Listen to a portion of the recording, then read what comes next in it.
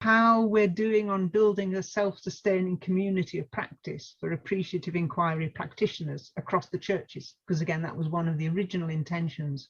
And the fact that we're meeting today, I think, is a sign that that's beginning to happen. You know, so that we put a big emphasis on community of practice within the facilitator's handbook, so that people can connect with one another and ask questions and listen to one another and have those conversations as practitioners on a regular basis.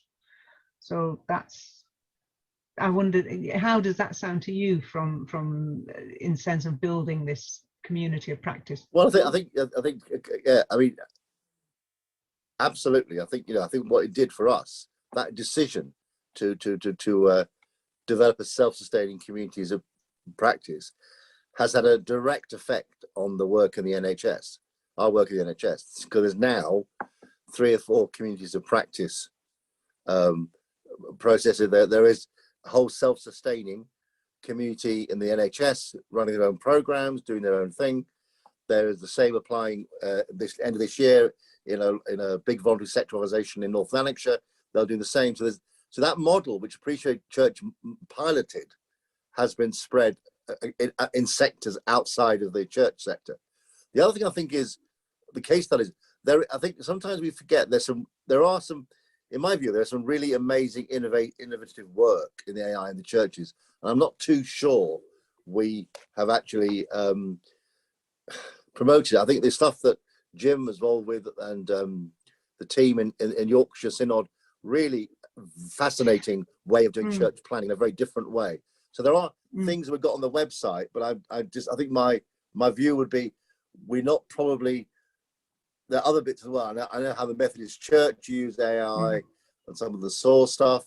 I know, for example, you mentioned earlier, Fiona, the spiritual SAW is being used in a whole range of places outside of, it's going to be probably part of an organisation I'm working with up here. They'll be part of their appraisal system. They'll be using the spiritual SAW as as part of the appraisal tool. So I think it's those things. I think that's where its impact is, and will build self-sustaining.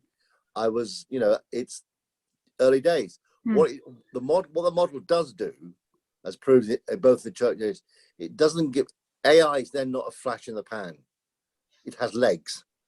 It builds support and things happening, and it's organic and it grows in the way it should do.